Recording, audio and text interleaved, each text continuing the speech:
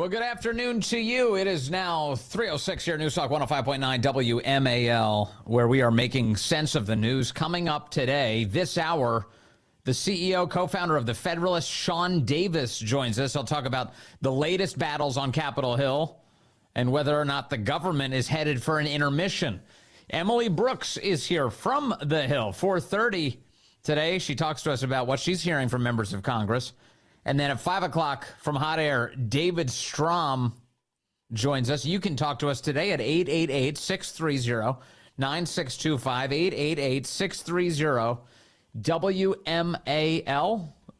Always appreciate your contributions. We have maybe something like a deal shaping up right now.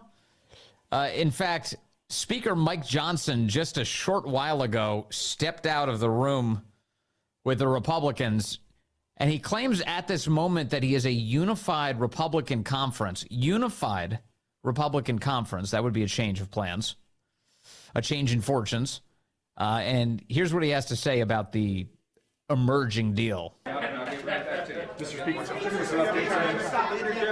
I can't give you the update yet. I got one more detail. We have a unified Republican conference. There is a unanimous agreement in the room that we need to move forward.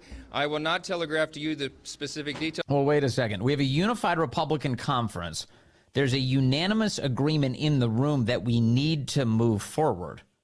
Well, okay, let me just reel back a little bit then. That's not exactly him saying that they have everybody on the same page agreeing to a deal among the Republicans. He just has everybody on the same page agreeing that it would be good to move forward. Well, sure, everybody has that opinion. The room that we need to move forward. I will not telegraph to you the specific details of that yet because I've got a couple of things I got to wrap up in a few moments upstairs, but I expect that we will be proceeding forward. We will not have a government shutdown, and we will meet our obligations for our farmers who need aid, for the disaster victims all over the country, and for making sure that military and essential services and everyone who relies upon the federal government for a paycheck is paid over the holidays. I'll give you the more details here in just a few moments. Have you talked to President-elect Trump about this? Have you talked to the President-elect, Mr. Speaker? And he's gone. All right, so what do we know? What do we know? What do we know? Well, Politico reports that the House Republicans have picked a new funding plan that will need wide Democratic support. Well, that's not a good start. The House Republicans have landed on their fourth plan to fund the government, relying on Democrats to pass a bill that doesn't include a debt limit measure pushed by Donald Trump. House Republicans voted in their closed-door conference meeting on Friday, today, on the strategy, according to more than a dozen Republicans leaving the meeting. In addition to funding the government until March 14th, the plan will also include a one-year farm bill extension and the $110 billion disaster aid package Republicans had negotiated with Democrats. Republicans expect they will vote on the package today with less than 12 hours remaining until a shutdown deadline. Majority Whip Tom Emmer, Republican from Minnesota, told reporters after the meeting, quote, "There is a path that has been agreed to." Similarly, Majority Leader Steve Scalise told reporters there would, quote, "very likely be a vote this afternoon." Johnson was cagier than other Republican lawmakers as he left the meeting, saying that he had, quote, "one more little detail to work out, and it is unclear if he's gotten Trump's blessing on the latest plan." Yeah, remember President Trump's role in all of this. He wanted to have a bill that didn't include 1,500 pages of garbage, of pork-filled garbage, and he wanted a suspension or outright elimination of the debt ceiling. He doesn't want Democrats to have any leverage in any of these fights going forward into his presidency. And so he's asking Republicans to eliminate or at least suspend the debt ceiling, which has caused some consternation. It's caused some infighting among the Republicans, and that's why we didn't see something pass last night. Of course, President Trump did support that package that had been pared down dramatically from over 1,500 pages to just 116 yesterday, which, as I pointed out, is still far too long. And he wanted to see that passage yesterday. That failed. All the Democrats, almost all of the Democrats, and just a few Republicans, relative to the size of their conference, voted against it. And that was enough to defeat the bill yesterday.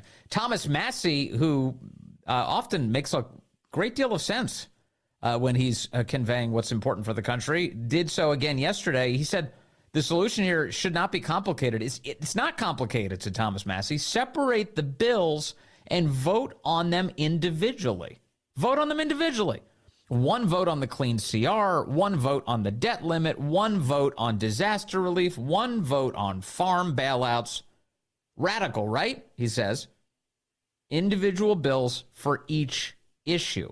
Senator Mike Lee, also a great American, said separate the bills. Vote on them individually. Revolutionary. Revolutionary. Of course, they're right. This is idiocy and just more government corruption that they even lump all of this together. Vote on all of it individually.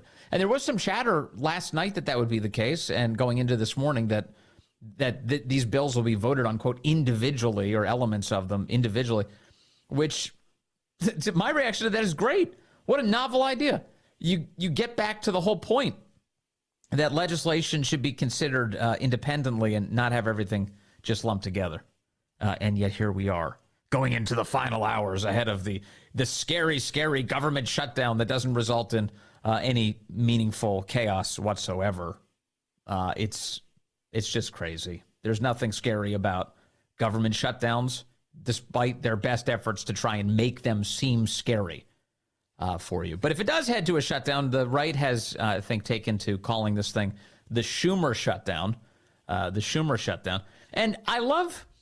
Don't you just love all of the chatter about who's the real president of the United States right now? Is it Donald Trump or is it Elon Musk? Well, technically, if we're being technical, it's neither of them. It's not Donald Trump and it's not Elon Musk. But Democrats are insisting it's Joe Biden, just to be super clear about that.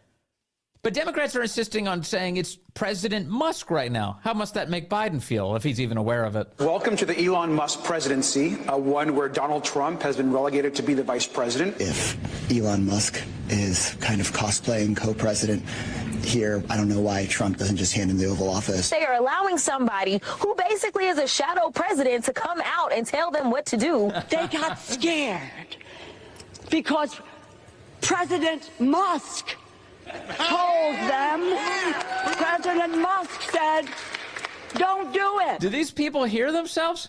Do they hear themselves at all?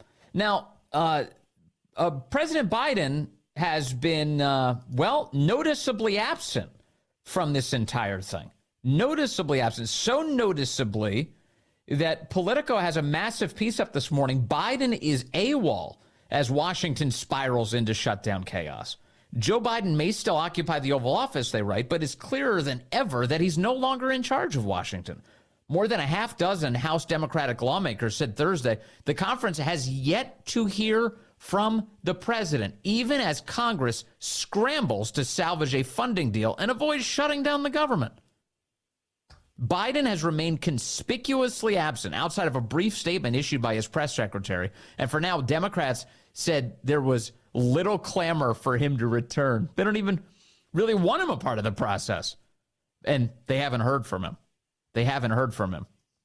In fact, Scott Jennings brought this up last night on CNN, where he's been a standout. And here's what he had to say about Biden's absence. Scott Jennings, you hear the Congresswoman, she's putting the blame for this squarely on Elon Musk first and foremost, and Trump after that. And that would be the timeline of how this played out. What do you say to her? Well, she let the mask slip right at the end. She said, who's the president right now? I mean, who's the president-elect? But she asked the right question first. Who is the president right now? Joe Biden, who we rarely hear from, and the Wall Street Journal reported today, has been diminished for the last 4 years, and we've had unelected people running around running the federal government, apparently. So if that is what they're worried about, if they're worried about people who aren't Donald Trump, running the government or having influence, I wonder where they've been the last 4 years. Now, this doesn't excuse anybody's behavior on Capitol Hill tonight, but I think it's pretty rich for Democrats to be worried about people who aren't Donald Trump having influence when the current president, a Democrat, is AWOL and apparently not able to execute the duties of the office. Yeah, all right, there he is. Scott Jennings, correct on all counts. Where's Joe in all of this? In fact, there was a press conference today. Corinne stepped up to the microphone, and she was asked about this. Shouldn't Americans hear from the president just hours before a possible shutdown? Last question, Corinne, and I know you have tried to answer it several times, but shouldn't Americans hear from the President of the United States just hours from a shutdown? What Americans need to know is that you have Republicans in Congress, in the House, who got in the way, who stopped a bipartisan agreement. They got in the way. They created this mess. And if an entire political party gets in the way, it doesn't sound bipartisan, does it? And I said this earlier when I said, and you all know this, or you report this, it is not easy to get to a bipartisan agreement here in this town. And there was one. Both sides sat down. They came to an agreement. We've been speaking to members of Congress this week. I asked them explicitly, hey, so what role did you play in drafting this legislation? They said none. None. It was just put in front of them, and they were told to vote for it. Shut up and vote for it. Yeah, that sounds like a real bipartisan deliberative arrangement. Which is a good thing for the American people. We thought we were moving in that direction, and Republicans decided to instead listen. Remember, the question was, shouldn't Americans hear from the President of the United States just hours before a shutdown? And give space to their billionaire friends and not put the American people first. That's what is happening. No, it's not. That's not what's happening at all. Corinne also asked today, when is the next time that people are going to even hear from Joe Biden? When is the next time that people will hear from the president? I'm not going to get into hypotheticals. It is very easy. I hear your question, but it's very easy to fix this. The mess that Republicans created, it is very easy for them to fix this. When is the next time that... Yeah. All right. So there's the White House lying their tails off today. And we did see Joe. Joe went to Children's National. He was doing an event today where he just sits in a big plush chair as Jill reads a children's book to the kids. And Joe was chasing around a small child for most of it. There was a kid that had a little foam ball, and Joe kept playing catch with the kid and chasing after the kid and trying to get the kid to sit up in his chair with him. And so that's what Joe's up to today. He's not really doing anything. He's just chasing kids around and not too quickly, obviously. So that's where he is. And yet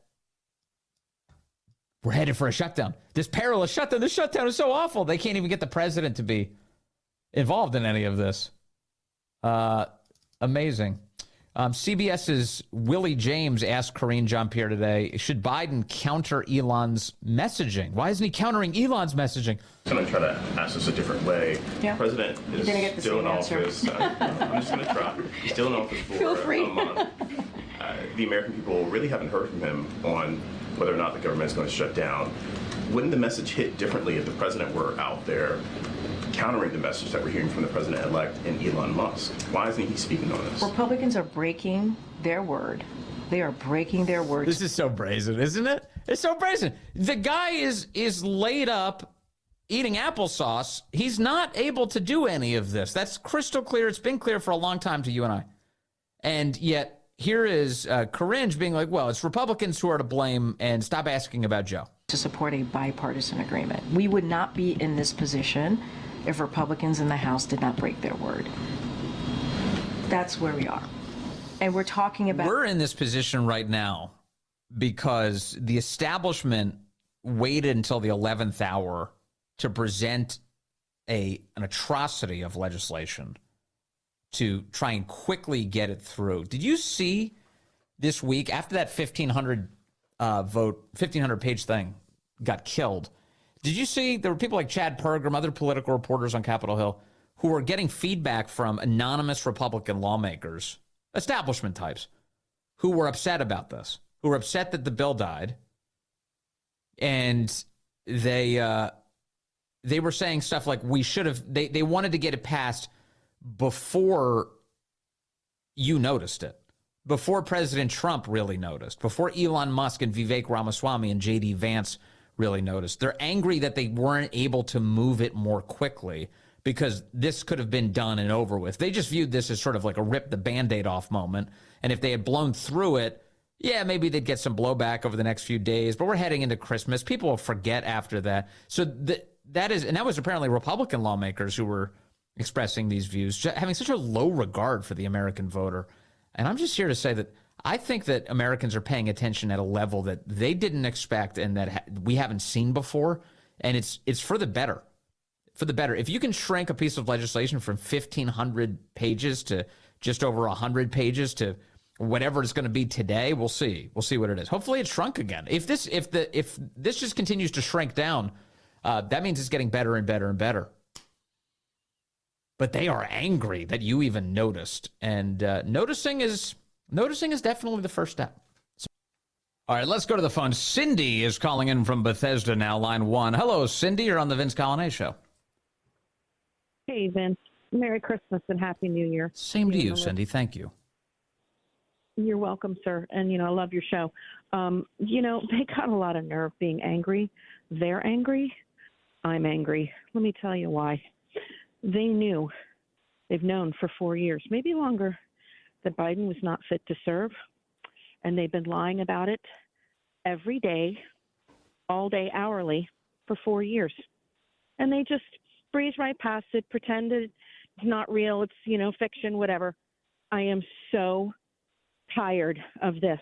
Yeah. And I know that other people are too. We're out here working, struggling, getting on the bus, getting on the metro, trying to scrape together money for Christmas dinner, gifts for family.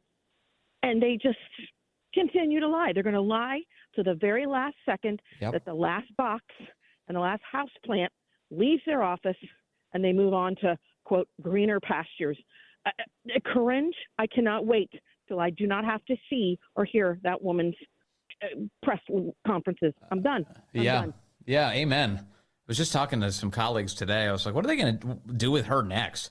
Are they really going to put her on a television screen and pretend like she has some sort of coherent, interesting political analysis? Are they really going to do that? Probably, but it's absurd.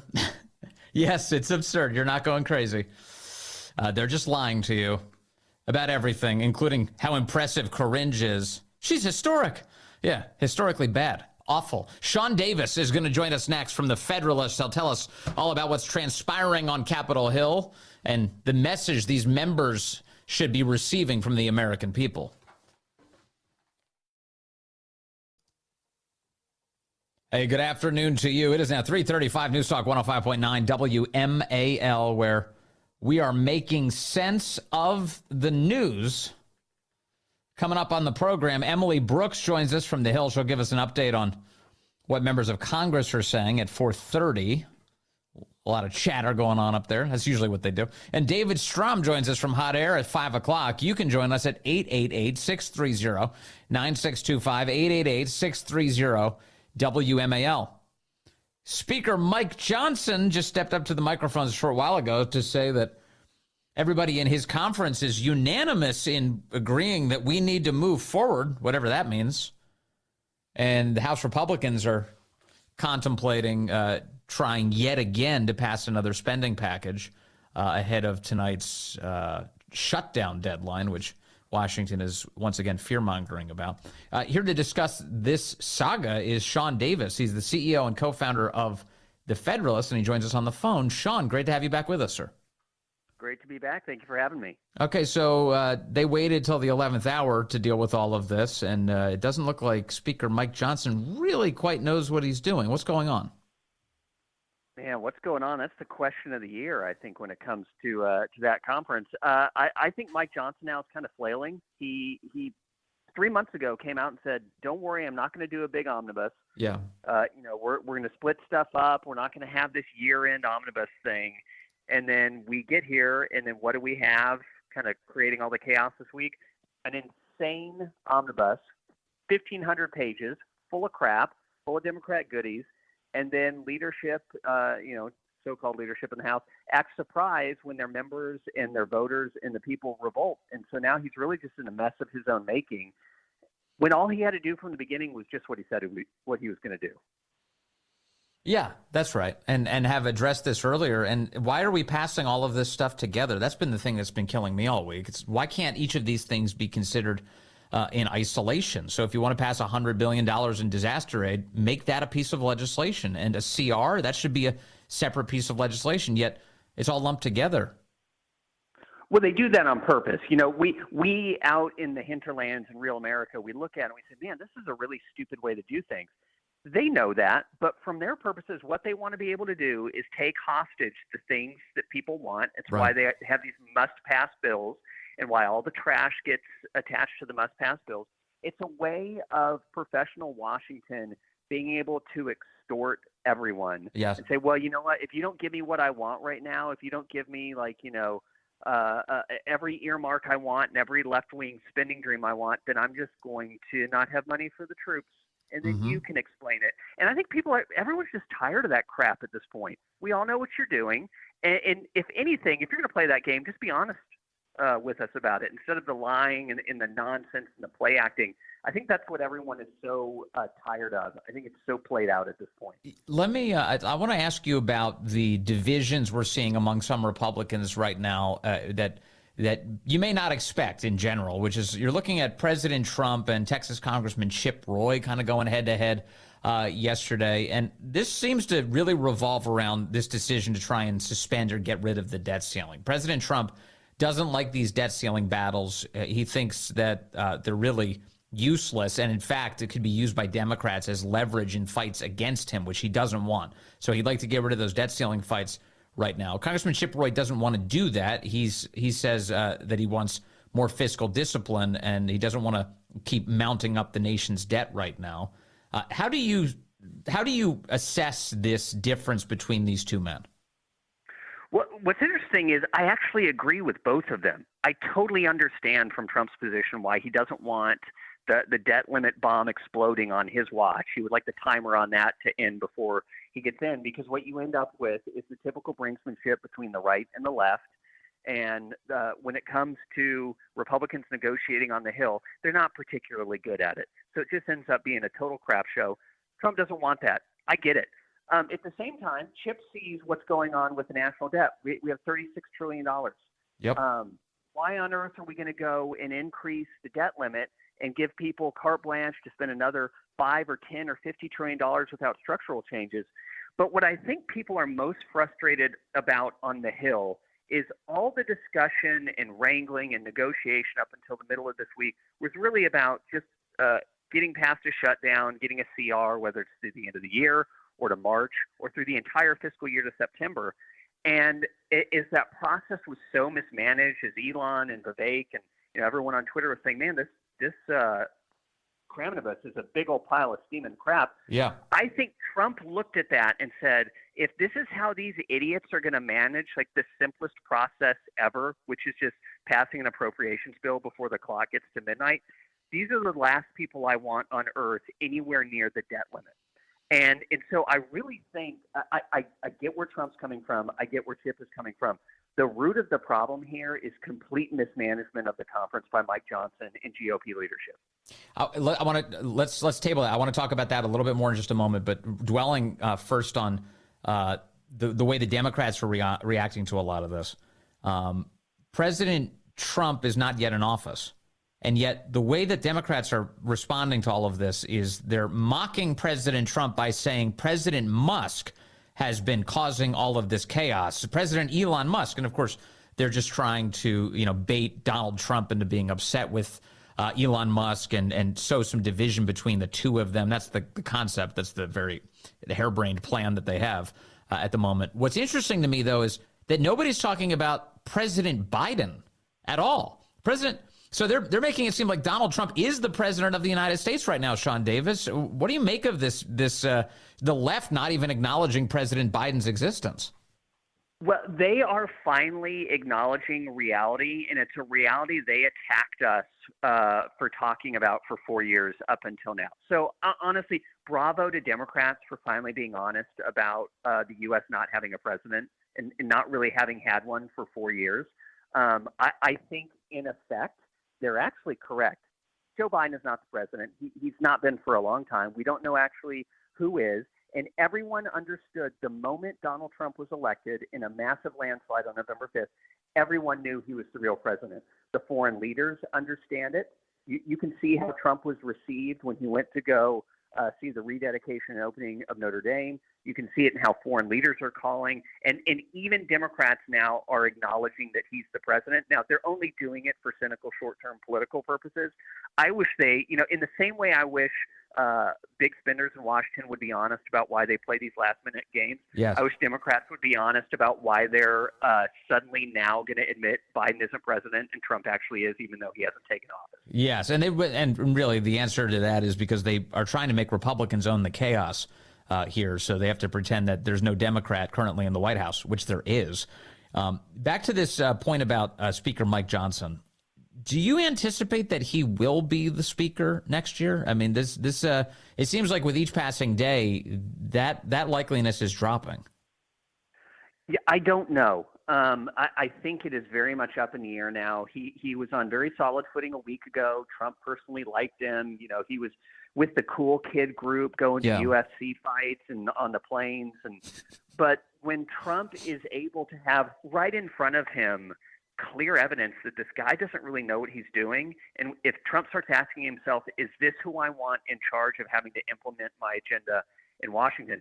I think Donald Trump and people in his circle are now starting to ask themselves that question.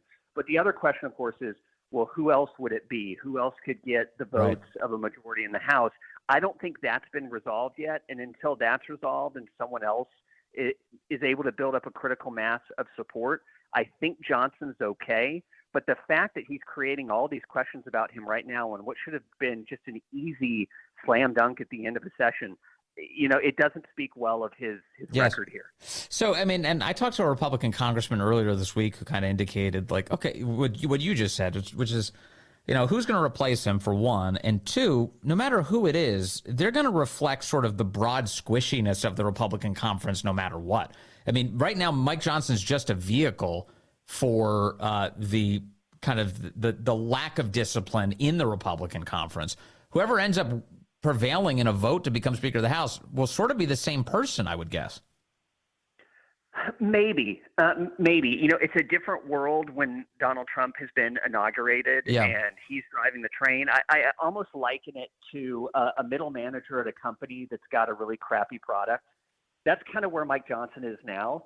That changes when you've got a better CEO running the whole thing who's got better branding. And then all he really expects of you is to just do your job and make sure the factories produce what they're supposed to do and do it on time. Yes. And so I think Trump in there as president, it's a very different dynamic than Mike Johnson managing the House under a Biden presidency. But, you know, one of the things that kills me is, like, why didn't Mike Johnson come out, instead of going to the UFC fights, instead of going on Air Force One and traveling around with Trump, why wasn't he out a few weeks ago just saying, hey, we've got to pass a clean continuing resolution until Trump gets here. Let's do that now. I'm presenting that piece of legislation. Like, make that the opening bid. And instead, the opening bid was this dumpster fire of legislation that's over 1,500 pages long. It just, as a matter of, like, messaging and strategy, he should have been out there early making Democrats own the problems here, making Democrats crystal clear, the guys who are leading us towards the dreaded, quote, government shutdown. And yet that's not the case at all. It almost seems like he's a passenger on this ride rather than driving it. No, it's exactly what it feels like. And you could see that reflected in a lot of the interviews he was giving, where he finally seemed to understand that omnibus was terrible. But the calls that he would make to other members, the media interviews, he would say, oh, yeah, the bill's terrible. I agree with you. It's terrible. Isn't it bad? But, you know, what are you going to do? And I feel like somebody just has to remind him, buddy, you are the leader of the party. You're running that institution. What's with the constant passive voice and discussion as if you don't have any agency in all this? Honestly, I find it embarrassing. Like, be a leader. Take ownership of something. But I guess when you do that, there's too much risk. And he really just enjoys being along for the ride as long as he gets to go to UFC fights. Well, let me just to give you an example of a place where I think you have a lot to say. The fact that earlier bill this week, that massive 1,500-page thing, included a 1-year extension of the Global Engagement Center, the censorship arm of the Biden administration at the State Department, that censored outlets literally like The Federalist. That is insane to me, Sean Davis, that he would go along with that. So there's one of two options. Either he was aware that was in the bill and was content making that a part of it, either because he supported it or because he said, well, I got a good deal on something else, so I guess we'll give the left that. Or he was straight up ignorant that was even in there. And both of those scenarios are actually pretty awful. Oh, no, it was horrifying when I saw that language went in there. And not only did they censor us, we're currently suing the State Department because of the Global Engagement Center in federal court right now. Like, this is a very live issue. It's a very real issue. And what I had heard about what he was telling reporters was once it got dumped in there, and I'm sure it was dumped in there by incompetent Foreign Affairs Committee or Foreign Affairs approach staffers. But what Johnson's people were telling reporters was, oh, no, it's fine. See, if we kill them, if we kill the GEC and defund it, we won't know where all the people go, and that would be bad. So wouldn't it be better if we just leave this awful thing in there, and then we can keep an eye on it? And it reminded me of every single Bond movie where the villain is like, you know what I'm going to do? I'm going to leave James Bond alone, or I'm going to leave the hero alone, and then I'm going to walk out and not even pay attention to what happens to it. And then there's no chance he's going to come after me and win in the end. It's just so much naivete and dishonesty involved in it. And the fact that he missed something like that, which was key to the entire 2024 election, I find insane. Yeah, and I think the Speaker's office, Al, I think the Speaker's... Did are you still with us? hear about Senator Lee on the radio today saying now... Stand by. Hey, wait. Hey, Corey. Yes. You've got our lines crossed right now. I'm listening to you screening a call at the moment. I don't know why that's happening. Is Sean Davis still on the line with me? I'm still here. Okay, good. All right, Sean, you talk. I don't know who else is on the phone with us right now, but I want to hear from Sean. I'm sorry. Sean, the Global Engagement Center, I believe the Speaker's office said something to the effect of, well, this is a better deal than what might have happened. We were going to extend it by 5 years, but instead it's only 1 year. So then Trump can deal with it? What is that? That's utter madness. The reality is that under existing law, GEC was going to expire entirely on December 23rd. So this notion that it was somehow, if he didn't give it money for another year, it was going to be around 5 years. It's either the dumbest lie I've ever heard in my entire life, or they literally have no idea what they're talking about, because that's nonsense. It's crazy. All right. Well, Sean Davis over at The Federalist, thank you for, always be on top of all of this. Such a smart analyst, and always appreciate your time, sir. Really thank you for that. Well, thank you for your generosity, and Merry Christmas. Merry Christmas to you, the great Sean Davis. All right, we're awaiting all of the details out of Congress, what kind of spending package they're going to try and put it out. Earlier today, an X account called Wall Street Mav had this update, which Thomas Massie said was true at the time. Thomas Massie has won. The House Republican leadership is splitting the spending bill into smaller pieces. Each section will be voted on individually and allowed to pass or fail on its own. So CR, disaster relief, debt limit increase, etc. They'll each be separate votes. That was as of 4 hours ago. This hour, Thomas Massie has responded by saying this was in fact correct when you tweeted it. But Speaker Johnson has flipped his decision after the meeting when he spoke to Hakeem Jeffries and realized he could get Democrat votes to pass all of the legislation as one bill. So the update from Thomas Massie is now that Johnson is going to rely on Democrats to get whatever package passed today. Elon Musk, just 3 minutes ago, posting to X, so is this a Republican bill or is it a Democrat bill, is the question. Mark is calling in from Florida here on line one. Mark, good afternoon, sir. You're on the Vince Coglianese Show. Hey, Vince. Thanks for taking my call. You're awesome. Great show. As usual, I've been following you in the morning when I lived up there near DC. But thank you. Yeah, I heard Jesse Waters, actually it was Senator Mike Lee, on Jesse's show talking about how these guys, Johnson, Schumer, Jeffries, all have been working together for the past 80 days. And they came up with this first bill that came across that was crazy. Yeah, and Mike Lee said that Speaker Johnson has lost control of the process, and he says, I don't know how he can remain in power anymore. Yeah. So that's a vote of no confidence from a United States Senator, Mike Lee, who's agreeing with Thomas Massie, who already came out and said he's already voting for somebody else. That's all he's picked is somebody else come January 3rd. So Johnson's got some chaos ahead of him. The goal here, of course, is a Republican conference with Republican leadership that pays attention to the voters who just empowered them to run the show, which, of course, is the way it's supposed to work. Thank you, Mark. I appreciate the call and the compliment. I'm glad I'm out of mornings. The afternoon is much better for my sleep schedule. I tell you what. Coming up on the program, Emily Brooks will be with us this next hour from the Hill. She'll give us the update, talking to members of Congress and then talking to you. That's ahead.